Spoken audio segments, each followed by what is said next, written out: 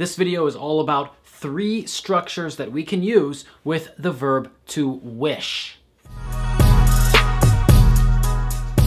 Hey everybody, my name is Kris Amerikos and welcome to another video. But before we get started, let me tell you one of my wishes. I wish everybody who watched this video would press subscribe and hit that bell button so they got notifications about every video that came out on this channel. So you can make my wishes come true by doing that right now. Okay, let's get into it. So there are 3 different structures that we can use with the verb to wish. And when we talk about these 3 structures, we're not really talking about wish in the traditional sense. It's not, making a wish. Like when we throw a penny in a well and we say something that we want to come true. Although it's a little bit like that because we do want something to happen. It's also not like the thing that we tell someone on their birthday or other holidays when we say what we want for them in their life. We might say, I wish you health and happiness.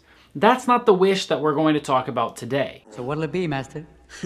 You're gonna grant me any 3 wishes I want, right? Today we're going to talk about 3 structures with the verb wish, and the first one is wish plus past simple. So this is when we use the word wish and then we say something in the past. The second structure that we're going to talk about today is when we say wish plus would or wouldn't. And the third structure that we're going to talk about today is wish plus past perfect. So that's when we say had done or had seen or something like that. And each of these structures has a special example that I'm going to give you. So I'm going to give you some usual examples that follow the rule and teach you how to use these structures. But then I'm going to give you a special example that shows you something special that you can do with this structure. So let's start out with number 1. As I said, the first structure is wish plus past simple. So for example, we could say, I wish I had a car. When we use wish plus past simple, this talks about something that's not true now, or it's unrealistic, or we think that it's impossible. And really what we're saying is we want a state or condition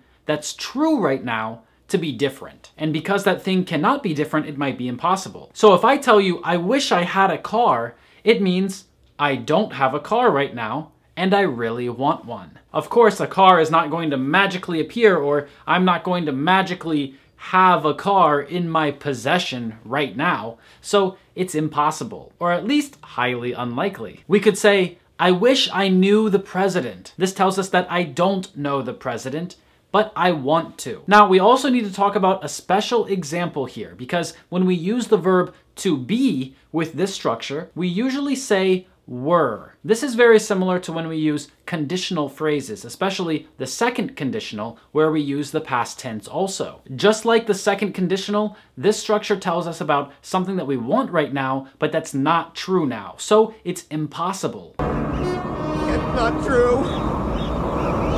That's impossible! When we use the subjunctive, which means that we're speaking as if something was true right now, but it's not, and we use the verb to be, we usually say were, not was, were. So we'll say I were, or it were. And we'll say other things that we don't usually say when we conjugate or change the verb to be. So to show you our special example here, we could say, I wish I were taller. This tells us again that I'm not tall right now, or I'm not as tall as I would like to be, but I want to be taller.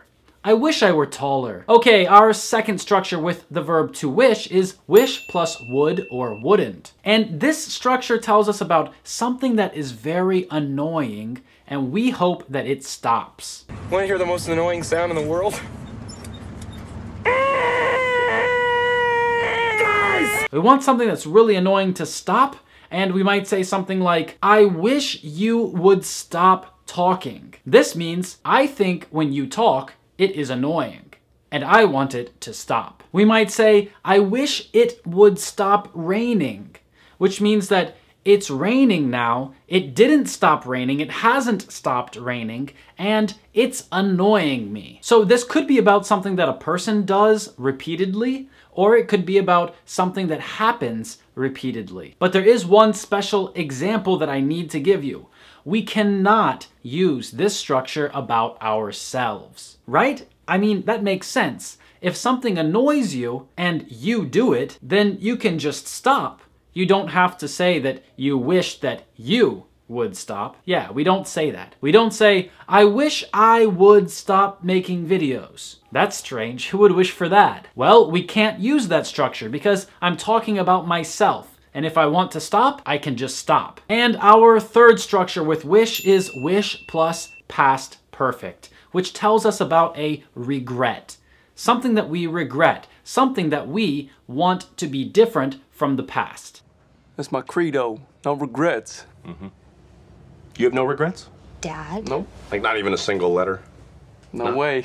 Now, this again is impossible because we cannot change the past. So it's something that happened or something that we did, but we want it to be different. So we might say, I wish I hadn't drunk so much last night. Or we might say, I wish I had studied harder when I was at university. And we have a special example for this structure also. The special example is that if we want to sound like we're dreaming about this, or we're really thinking about this and really have this great fantasy that things could be different from the past, we might say, if only. If only I had studied more at university. So instead of saying wish plus past perfect, we might say if only plus past perfect.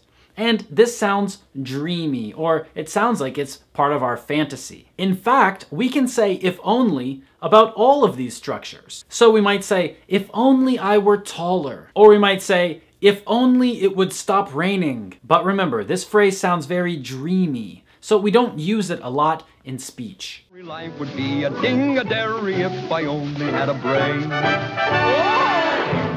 It's better to use wish. So I hope you found these three structures with the verb wish to be very useful, and go out and use them. Go out and practice them. You need to get practice so you can start to use them in the right situations and in the right context. Thanks for watching this video. Make sure you press like, press subscribe, and leave a comment down below where you can practice making sentences with these three structures. Tune back in for another video next week, and make sure you hit that bell down there by the subscribe button so that you get a notification when my new videos come out. You've been watching Kris Amerikos, and I will see you in the next video.